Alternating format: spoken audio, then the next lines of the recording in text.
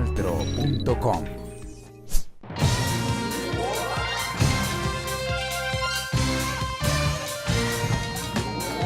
Muy buenas tardes y bienvenidos a este especial en Oriente Noticias. Pues hoy nos acompaña un personaje que ha sido trascendental en la historia política de Colombia y es que ha sido escogido como el líder de la campaña por el sí en el plebiscito. Esto pues gracias a una decisión que tomó el presidente Juan Manuel Santos, que ha sido polémica. Hoy lo vamos a ver en este especial, así que los invito para que nos acompañen. Y sin más preámbulos, quiero saludar al expresidente César Gaviria. Gracias por estar con nosotros en este especial.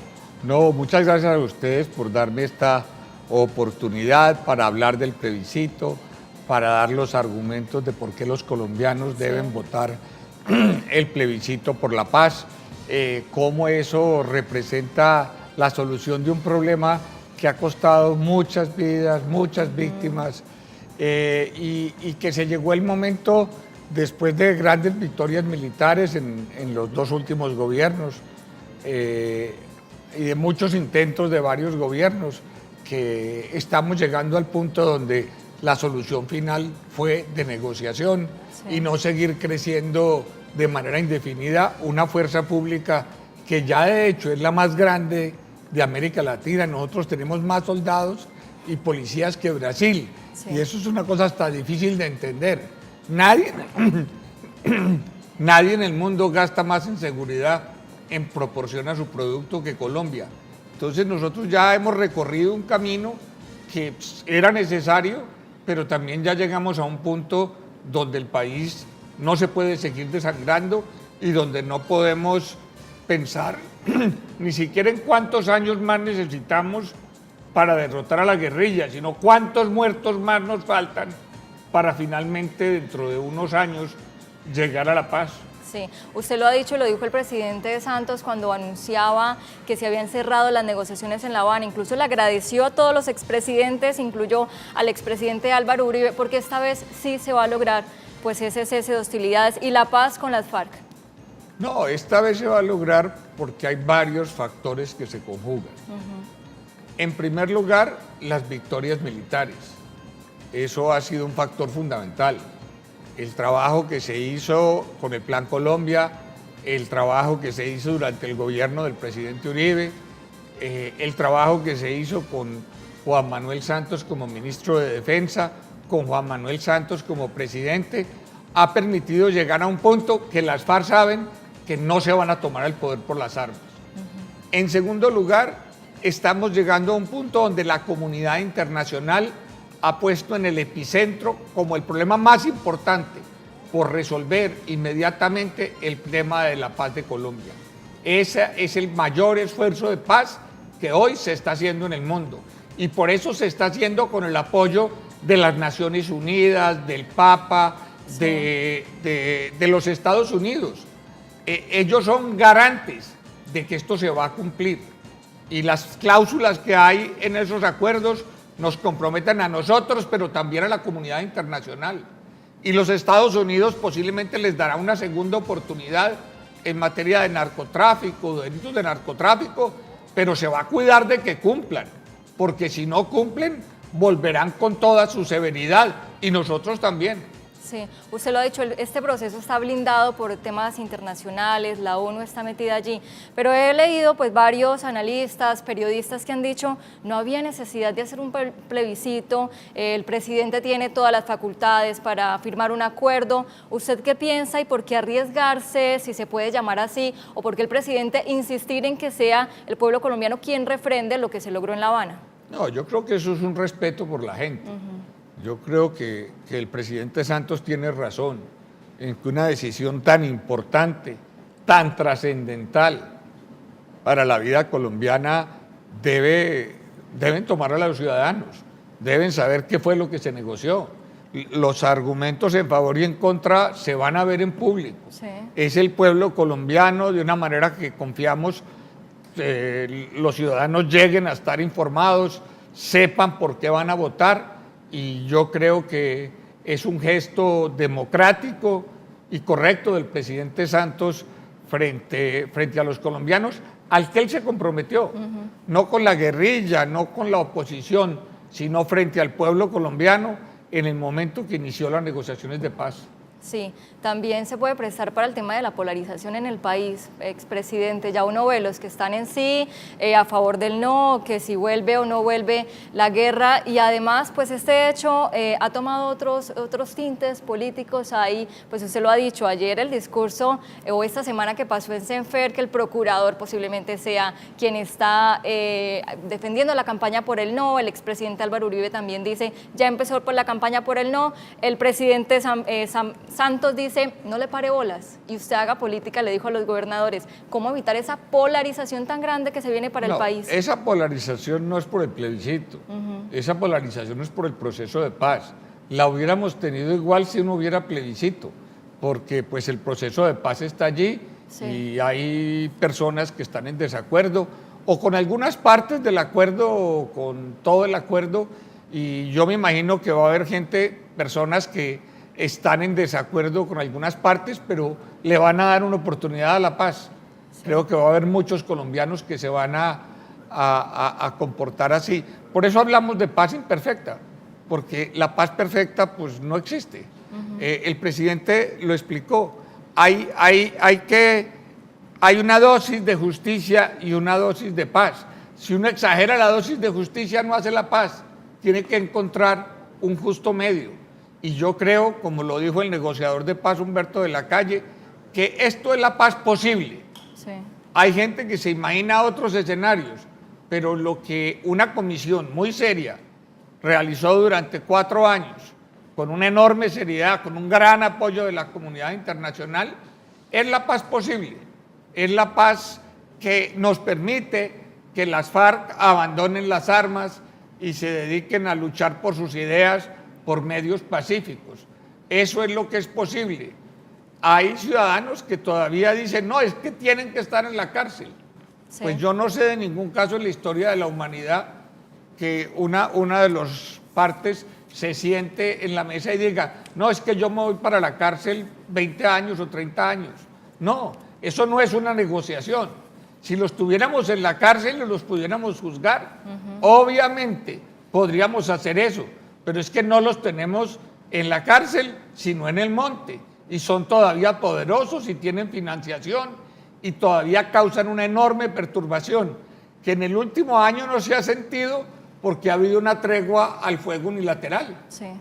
Usted ha dicho algo, ¿no? El tema de la cárcel, esas eran pues algunas de las cuestiones que estaban pendientes, y hay un artículo que titula La silla vacía, sapos, sapitos y zapotes frente al proceso de paz, y ahí vienen ellos a tocar pues varios aspectos sobre eso, y era en lo que no llegaban a un acuerdo frente al tema de que el secretariado de las FARC o gente que ha estado vinculada al conflicto pueda llegar al poder y pueda participar en política, y siendo ya pues extremistas, que en el año 2018 Timochenko, por ejemplo, pueda aspirar a la presidencia de la República. Oh, eso es un pensamiento delirante. O sea, pensar que más de la mitad de los colombianos van a votar por Timochenko es delirante. O sea, sí, ¿cómo se le ocurre a alguien que este proceso, después del desgaste que han tenido las FARC a lo largo de estos años, de la cantidad de barbarie que tienen detrás, el país va a salir a votar por Timochenko? Pues no, yo no creo que los colombianos sean tan tontos, ni tan ignorantes, ni le vayan a perdonar a las FARC las cosas que ha hecho de la noche a la mañana. Eso es como un panorama apocalíptico sin mayor fundamento. Y frente al tema de la financiación, que se les va a entregar unos subsidios que mensualmente van a recibir 620.000 pesos, además de 7 millones para proyectos productivos, además de 2 millones si se reincorporan a la vida civil. La cosa es, vamos a ser muy estrictos con el cumplimiento de los acuerdos. Sí. El que deje guardado un arma cometió un delito y pierde todos los beneficios. El que deje enterrado 100.000 pesos y lo saque del entierro pierde los beneficios si no tiene cómo justificar los 100.000 pesos. Pero si no les abrimos un espacio para que creen proyectos productivos, para que vivan con el 90% del salario mínimo, que son 600.000 pesos, pues van a terminar en las BACRIM. O sea, hay que tomar decisiones inteligentes. Esos señores hay que darles la oportunidad de ser personas productivas, y si no les ayudamos y no los apoyamos, pues no no se van a morir de hambre, van a terminar otra vez en Bacrim o cosas parecidas. Yo creo que hay que apoyarlos para que sean personas productivas, para que puedan contribuir y puedan vivir por su trabajo. Yo a eso no le veo nada de malo. ¿Qué tiene de malo? Además lo hemos hecho siempre. Eso es de la tradición colombiana. Entonces no entiendo por qué va a generar rechazo una cosa que es elemental. Ellos saben que tienen muchas dificultades para llegar al umbral, porque se han desgastado mucho en estos años. Y la garantía de curules no es para entregar las curules y que ellos no hagan política, no. Es para garantizarles que por lo menos van a llegar al umbral. Y esas son las curules que se les han ofrecido por 2 elecciones. A las FARC les va a dar mucho trabajo sacar votos, mucho trabajo, porque la inmensa mayoría del pueblo colombiano no los quiere. Van a tener que trabajar muy duro y cambiar su discurso político y aprender a hacer política. Mucho trabajo les va a dar. Pensar en que van a ganar las elecciones es hasta chistoso. O sea, francamente no veo cómo a una persona inteligente le puede caber eso en la cabeza. ¿Cuánto le va a costar al país eso? El posconflicto, el tema de financiar pues esos proyectos productivos, ¿de dónde va a salir esa plata? Y además usted lo ha dicho, las FARC van a empezar a participar en política y también lo va a financiar el gobierno. Bueno, hay que ver que, digamos, en el país hay como unos 5 millones de personas que reciben subsidios significativos del Estado, sí, o de Familias en Acción, o del CISBEN, y estos señores son 15.000 o algo así parecido. Yo no creo que el país se vaya a enredar tomando de lo que le da 5 millones de colombianos para financiar y ayudarle por 2 años a unos 15.000. Que Colombia no va a ser capaz de hacer eso, pues no veo cómo. O sea, eso es inventarse problemas inexistentes. Sí, y el tema de la financiación en política. Bueno, saldrá de la plata con la que se financian los partidos. Es que los otros partidos tienen derecho a financiación y se les está dando un derecho a financiación. Eso es todo. Yo quería preguntarle frente a eso, usted tendrá que recorrer el país y tienen un mes, eso va a ser algo express para contarle a los colombianos y ahí es donde viene a jugar la pedagogía por la paz. Y el documento tiene 297 páginas y estaba buscando índices de lectura de los colombianos, hay gente que al año no se lee ni siquiera un libro. ¿Cómo pretende el gobierno que se lean estos acuerdos, que estemos informados sobre lo que se firmó en La Habana y votar por el sí? ¿Cómo será esa pedagogía por la paz? Va a haber una campaña de difusión, digamos, como la podríamos llamar, supremamente intensa sobre lo que son los acuerdos.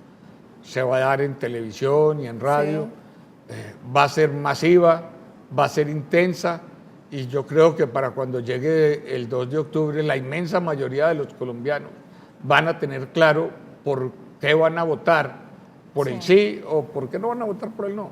¿Qué pasa si gana el no? Pues no, se crea un periodo de incertidumbre muy grande en el país.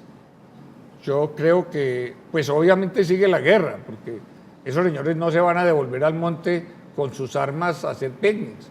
Yo creo que lo que viene pues es la guerra y un periodo de incertidumbre muy grande, una sorpresa enorme de la comunidad internacional, de un país que tiene a la mano la paz y la rechaza. Y dice, no, nosotros queremos seguir en guerra, porque así es como se leería. Sí. Y una enorme incertidumbre. Sería una pérdida económica impresionante.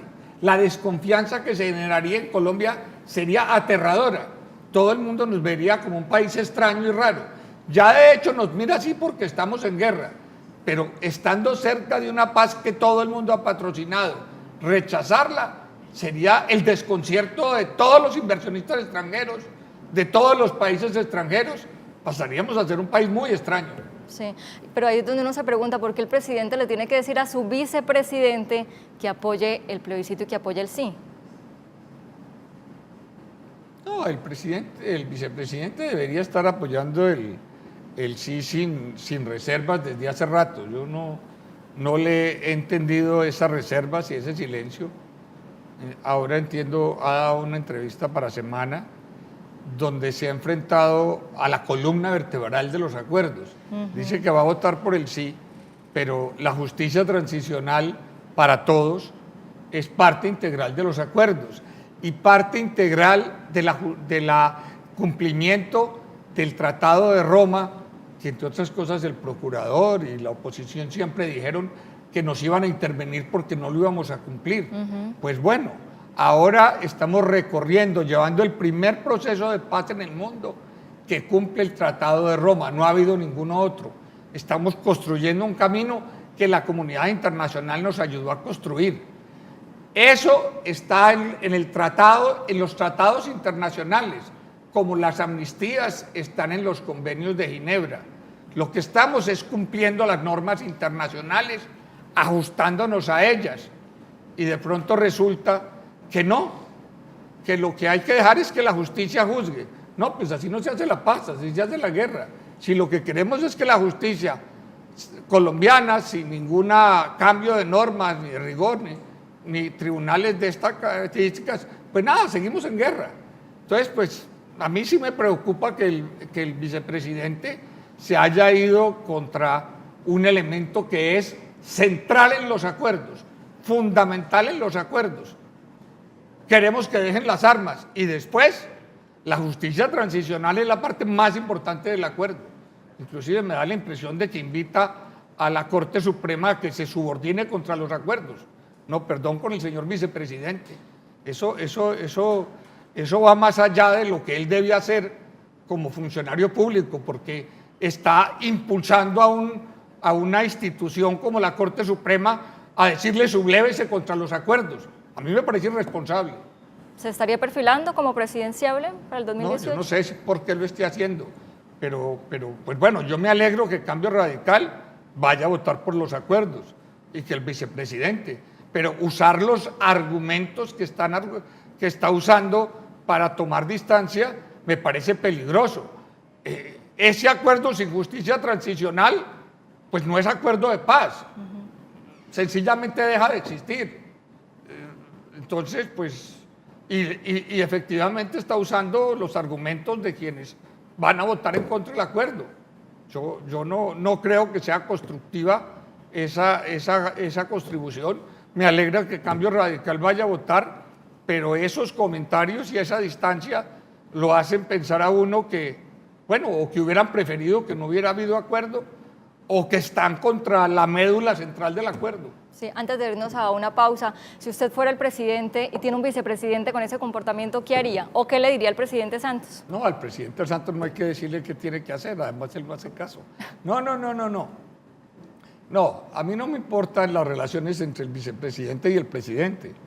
Yo lo que estoy diciendo es, bueno, si quiere que la gente vote el plebiscito, no puede usar argumentos que son de la esencia de los acuerdos, porque es que ese acuerdo sin justicia transicional, pues no es acuerdo. O sea, es imposible con las ideas que tiene el vicepresidente en la cabeza hacer la paz. No, si no hubiéramos acogido a esas ideas, pues no estaríamos votando ningún plebiscito. Con esas ideas se derrumba la paz. Es el tribunal, la justicia transicional para todos, lo que le da viabilidad al acuerdo. Tratar de eliminarle, decir no, que sea la Corte Suprema, ¿cómo así? O sea, ¿cómo así? No, eso no es así. Eso no es así. Esto se ha tramitado en el Congreso de la República, hay una reforma constitucional de por medio, está autorizado expresamente por el Congreso de la República, está fallado por la Corte Constitucional, y pues yo no veo cómo un funcionario de la importancia del vicepresidente invita a la Corte Suprema a que se subleve. No lo entiendo, no lo entiendo. Muy bien, pues vamos a hacer una pausa y cuando regresemos, qué mejor que el líder de esta campaña por el sí para que le explique a los televidentes algo muy rápido por qué votar por el sí y qué fue lo que se acordó en La Habana en palabras pues sencillas que usted y yo podamos entender y decidir el próximo 2 de octubre. Estamos en una especial en Oriente Noticias y ya volvemos.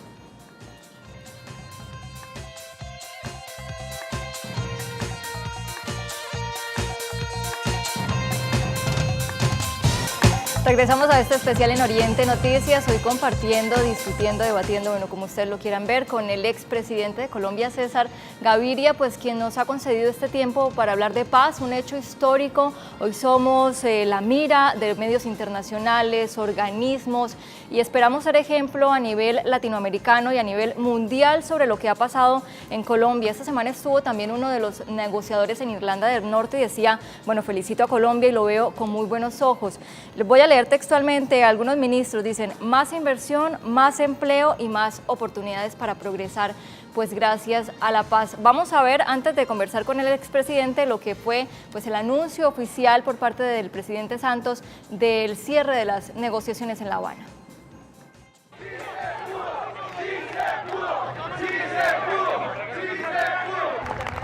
Señor presidente del Congreso de la República, Mauricio Liscano, señor presidente de la Cámara de Representantes y señores senadores, senadoras y miembros de la Cámara que hoy nos acompañan, aquí en los escalones del Capitolio, acompañados de la estatua de Rafael Núñez. Hago entrega a usted, señor presidente del Congreso, de los textos definitivos que ya están publicados en la Gaceta y de la carta firmada por este servidor, por el señor vicepresidente de la República y por todos los miembros del gabinete, como lo estipula la ley. Aquí le informo al Congreso de la República lo que anuncié ayer al país. El plebiscito se realizará el 2 de octubre, el día del nacimiento de Gandhi. Ahí están todas las razones, señor presidente, y por eso aquí vengo cumpliendo con la ley para hacerle entrega formal de estos textos y esta carta. También dije desde el principio, hace 4 años, cuando se hizo público el proceso, que no se podía decretar un cese al fuego sino hasta que terminara el proceso. Con lo que sucedió ayer, donde todo está acordado, quiero informarle a los colombianos que como jefe de Estado y como comandante en jefe de nuestras Fuerzas Armadas, he ordenado el cese al fuego definitivo con las FARC a partir de las 0 horas del próximo lunes 29 de agosto. Se termina así el conflicto armado con las FARC. Día histórico, día esperado casi por 4 años, expresidente, y uno le veía la sonrisa a los negociadores en La Habana, ese esfuerzo, además familiar, personal, y ese sacrificio de país, porque ese es lo que hay que reconocerle a los negociadores en La Habana. Para alguien que está en su casa a esta hora de la tarde, almorzando, de pronto, pues por ahí con la familia, ¿por qué hay que votar por el sí y qué está contenido en esos acuerdos? Sí, eso es lo que tenemos que hacer como difusión, los responsables de los partidos, de las organizaciones sociales, el propio gobierno que tiene un mandato para hacer eso, para explicarle los acuerdos tema por tema, porque son muchos temas, es un tratado extenso y muy detallado, y hay que conocerlo para tener una opinión informada y poder votar por tranquilidad.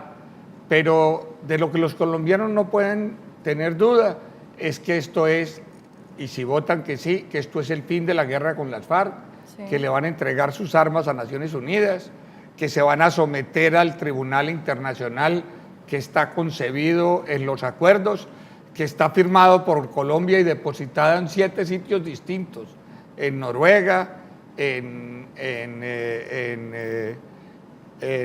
Cuba, en las Naciones Unidas, en Ginebra, en Colombia. Por eso quien dice que no, que esto se puede cambiar. No. Esto ha sido una negociación muy seria, eso es lo que se logró y yo creo que la inmensa mayoría de los colombianos quiere ver a las FARC sin armas. Yo francamente no dudo de que eso sea así. Y que también se va a sentir bien de que confiesen la totalidad de sus actos de violencia, de sus crímenes, de las cosas que han hecho contra el Estado de Derecho y de la gente.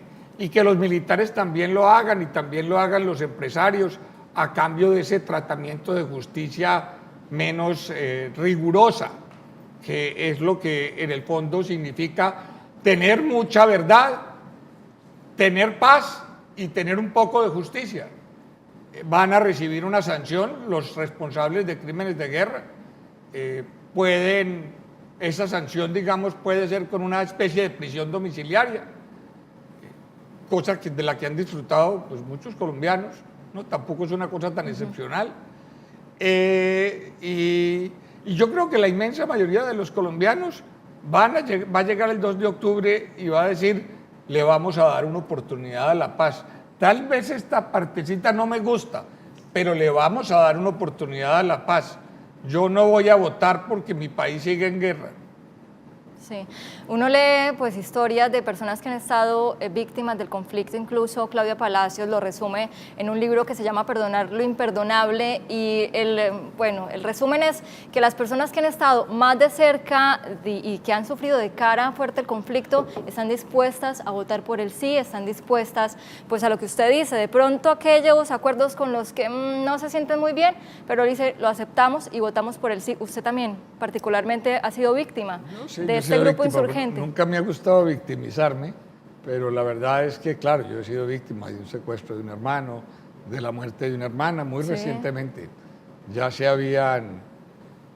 estábamos en el proceso de los secuestros, creo que la iban a vincular al proceso de los secuestros de Ingrid Betancourt y todos los dirigentes y miembros de la fuerza pública que fueron detenidos en ese momento.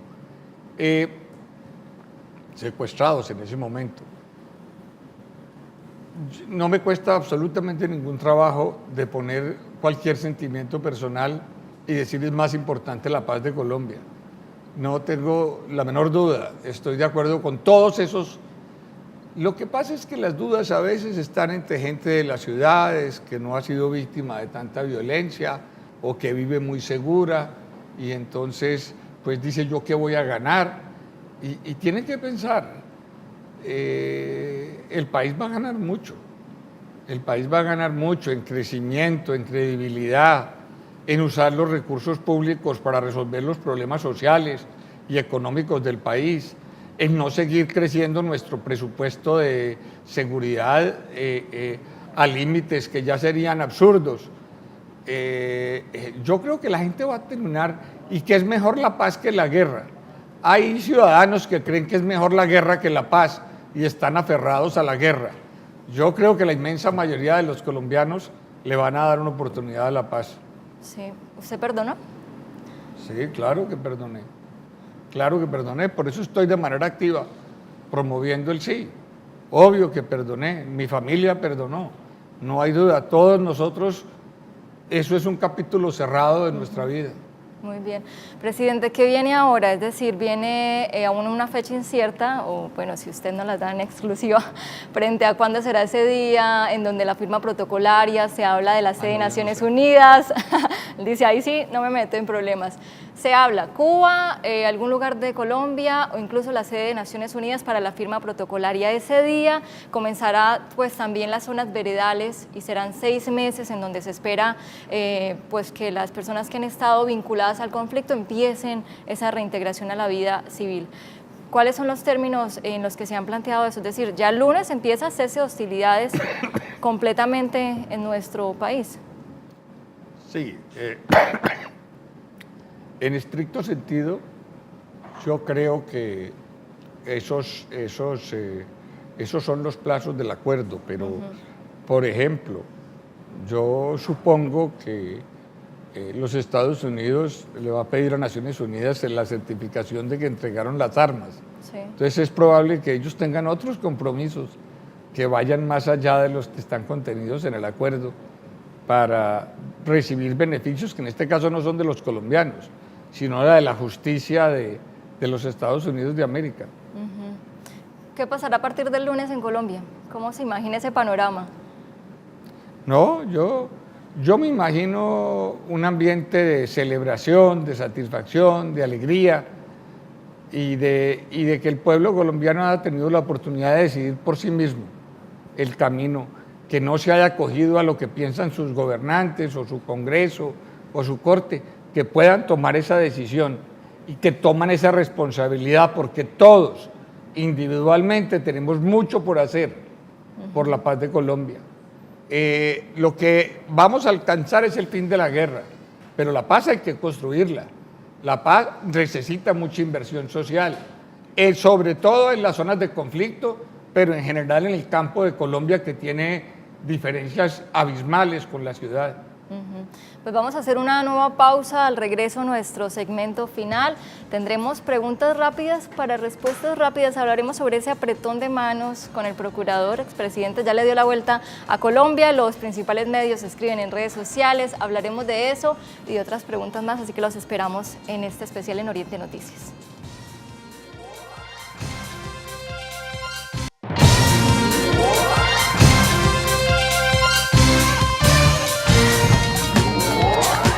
Regresamos a la parte final de este especial en Oriente Noticias y hablando de lo que se ha acordado en La Habana, pues lo había dicho usted, expresidente, como la médula de estos acuerdos y lo que ha generado gran polémica en el país es el tema de la justicia transicional. Aclaremos qué es eso y por qué ha generado tanta polarización y tanto debate.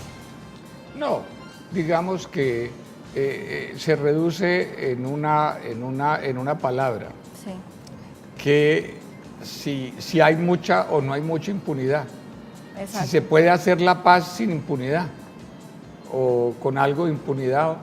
Y allí te encuentras con un punto en el cual tú tienes que conseguir verdad, que es una de las cosas que exige el Tratado de Roma, y que en general la justicia le interesa ver si se cometieron determinados delitos y aplicarlos.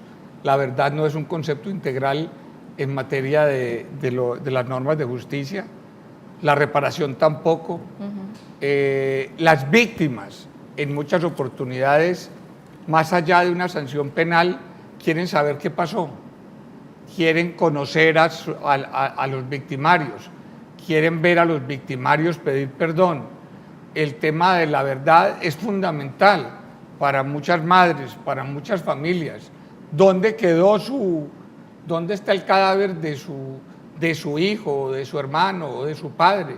Esos temas son temas que son fundamentales en una justicia que nos tiene que ayudar a encontrar reconciliación.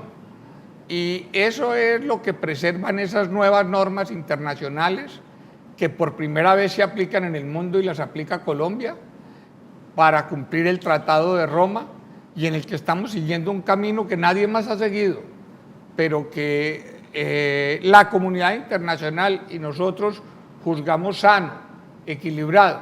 Yo le voy a dar un ejemplo. En la Ley de Justicia y Paz bastaba con dar una versión libre sobre unos delitos, y si la persona había cometido más delitos, pues le aumentaban la pena 20%. Esta es una justicia mucho más severa, porque el que deje de confesar un delito pierde todos los beneficios. Va a haber mucha verdad, mucha verdad.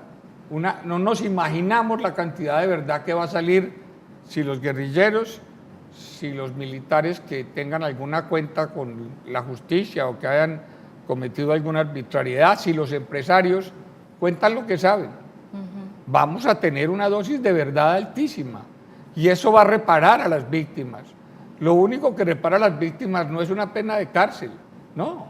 En muchas oportunidades son esas cosas que te he comentado. Ahora, pareciera que, y algunos comentarios dieran la impresión como de que, ¿cómo así que van a juzgar a los militares?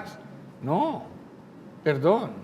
Si vamos a tratar con una justicia menos rigurosa a los guerrilleros, si inclusive los vamos a dejar de hacer política y no van a ir a cárcel de barras, tenemos que ver qué tratamiento le damos a los militares.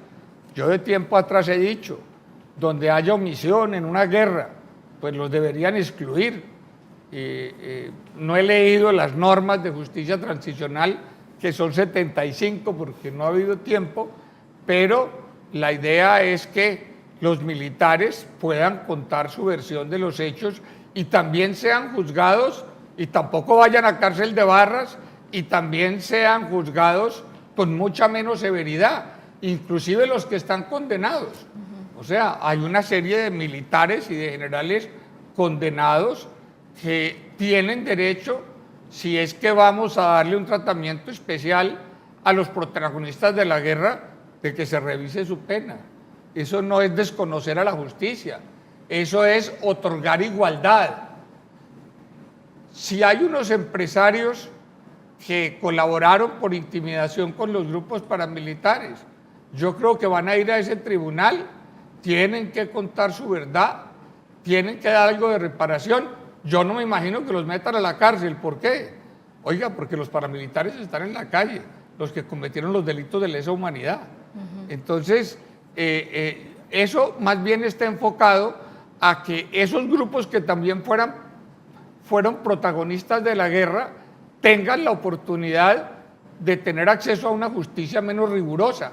Decir que a eso los vamos a aplicar con las normas tradicionales de justicia es castigarlos de manera más severa. Sí. Entonces, hay que tener en cuenta eso. Eso es una oportunidad para los militares y para los empresarios, no una manera de castigarlos. Es una oportunidad para que salgan de sus pendientes judiciales. No entiendo cómo lo logran interpretar como una persecución. No, si es que las cosas que están ante la justicia y no vayan a esa justicia nueva, a ese tribunal especial, pues sencillamente la gente se queda con sus pleitos con la justicia y los van a tratar con la severidad tradicional de la justicia. Entonces, aquí no se ha hecho algo para tratar más severamente a los militares, al revés, para que ellos también tengan la oportunidad de que los traten de manera menos severa, lo mismo que a los empresarios, porque hay que limpiar todo lo que sea el conflicto y tratar de tramitar todo lo que ha ocurrido a lo largo del conflicto para que la justicia colombiana, la penal, pueda volver a ser eficiente, para que no haya tanta impunidad.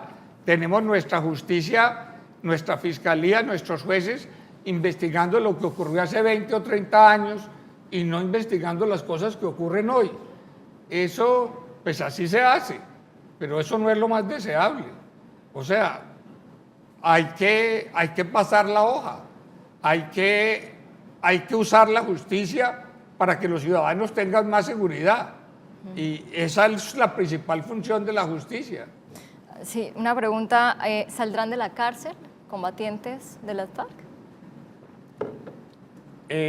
Los tratados de Ginebra, que entre otras cosas le otorgaron un estatus jurídico a las FARC, porque se los otorgaron, esos tratados son para las normas humanitarias con que se tratan los conflictos internos. Esos convenios dicen que cuando hay un proceso de paz se debe otorgar la amnistía más amplia posible.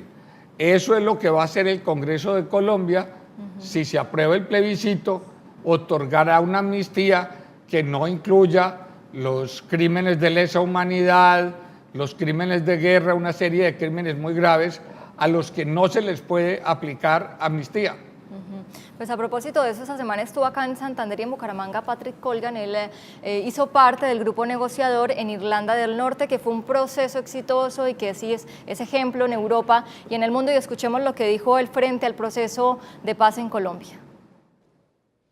Eso es algo que es muy difícil. Es una pregunta que en Irlanda, yo, por ejemplo, no he tratado de responder esa pregunta. Cada uno tiene que aprender cómo lo resuelve en sí mismo. Algunos son capaces de perdonar y olvidar. Otros son capaces de olvidar y no perdonar. Algunos no tienen la capacidad de perdonar, pero sí son capaces de aprender a vivir en paz. O sea que no hay una respuesta sencilla o una respuesta única a esta pregunta. Esta pregunta es una cosa, digamos, que tiene una profundidad y una complejidad que vamos, para eso se necesita esta construcción de la paz. Nosotros pasamos más o menos unos 4 años como vosotros aquí con las discusiones, con las negociaciones. El primer cese de fuego en Irlanda fue en 1995 y el acuerdo se firmó. El Tratado de Belfast, el Tratado de Viernes Santo se le llama, en 1998. Y desde aquel entonces, pues nosotros estamos trabajando en lo que nosotros le llamamos la construcción de la paz. Y hemos puesto en marcha unos programas de paz. Programas, digamos, que abordan los problemas, la herencia del conflicto. Y son unos programas que buscan involucrar a todas las comunidades, a toda la gente, a toda la población. Porque la paz no pertenece al gobierno, no pertenece a los funcionarios, no pertenece a los militantes, pertenece a la población de Colombia, como nosotros. Y el secreto ahora es buscar cómo se puede involucrar toda la población de Colombia en la construcción de una paz que puede transformar este país. Él ha dicho una frase trascendental: la paz no pertenece al gobierno, no pertenece a un presidente, no pertenece a los funcionarios, le pertenece al pueblo y le pertenece a los colombianos. ¿Usted qué piensa de lo que ha dicho este negociador? Yo estoy totalmente de acuerdo. Los que pretenden hacer discusiones sobre el gobierno de Santos o sobre las políticas públicas de este momento pierden de vista que esto no es un juicio sobre el gobierno de Santos. Esto es si los colombianos queremos o no la paz. Una paz que ha sido negociada con mucha seriedad, con una agenda, 4 años de serias negociaciones rodeados de la comunidad internacional. Entonces los que tratan de mezclar los problemas locales o individuales o los problemas, pues están cometiendo un acto de irresponsabilidad. Están distrayendo a la gente de lo que tiene que decidir. ¿Quiero o no quiero que pare la guerra? Esto es lo que me ofrecen, ¿sí o no? Y no si el alcalde o si el presidente o si no está llegando la luz, no. Sí, esos temas siempre son importantes, pero uno no puede decidir sobre la paz de Colombia hablando de esos temas y distrayendo a la gente de los acuerdos y de los verdaderos problemas. Sí, nos quedan 3 minutos en este especial. Le voy a hacer unas 3, 4 preguntas rápidas, me responde rápido y después le dejo un minuto para que pues le diga un mensaje final a nuestros televidentes. Hace poco fue famosa la foto suya, ese apretón de manos con el procurador Alejandro Ordóñez, y escuchaba en la W a Félix de Bedut. ¿Cuándo se dará un apretón de manos entre Santos y Uribe? Bueno, yo no sé. Yo cuántas veces me he encontrado con el presidente Uribe le he dado cordialmente la mano, porque las diferencias políticas no se deben llevar al terreno personal. Y no con ninguna persona en Colombia he dejado, y al señor procurador, de quien yo he sido, pues yo me opuse a su reelección por empezar, sí, y he sido crítico, es el procurador, y si me lo encuentro, lo saludo y lo saludaré de manera cordial. Así le haga críticas, aquí mismo en Bucaramanga, sí, le hice algunas, pero es malo para una sociedad que los problemas políticos se vuelvan personales o se vuelvan de las familias. No, yo no estoy de acuerdo con eso. Si mi contradictor está listo a darme la mano, yo se la doy. Eso no quiere decir que quedamos de acuerdo ni nada, sino que no hemos perdido un sentido de respeto. Sí, usted es un hombre de un temperamento fuerte. ¿Qué lo saca totalmente de casillas? Me saca de casillas. Hay una cosa que me saca mucho de casillas, que es ser impuntual, la manera como la gente maneja los tiempos y no respeta a los demás y llega tarde. Me pongo como malhumorado por ese tipo de circunstancias. Y lo otro es cuando veo a la gente hablar con rabia. No, uno no puede hablar con rabia. Uno puede expresar indignación, pero tiene que hablar con su cabeza fría. Tiene que pensar sobre lo que va a opinar. Por eso no me gusta el Twitter. No me gusta que yo tenga que reaccionar en caliente, no. Sí. Yo siempre me tomo el tiempo para pensar, para razonar y para emitir una opinión. Sí. No me gusta emitirla a la carrera. Yo no soy así. Expresidente, lo contrario, ¿qué lo pone alegre, eufórico? No, yo cuando llegan momentos como este, como el de la Constituyente, como el de la votación de la paz en las elecciones, yo me pongo muy contento. Y mis hijos y mis nietas me dan muchas satisfacciones, me ponen muy alegre y de muy buen humor. Sí. Y algunas actividades recreativas de la música, del deporte, de la lectura, del arte, también me producen mucha satisfacción. A mí me aterra que cuando uno es persona pública se deje llevar todas las energías por la política, volverse monotemático. No, eso no. Sí. Hay que mezclarle a la vida lo grato, lo enriquecedor, no solo la actividad diaria ni la rutina. Sí, y 30 segundos nos quedan. ¿Hasta cuándo estará usted en la esfera pública y política? Bueno, yo varias veces me he trazado el propósito de salirme y como que no me salgo.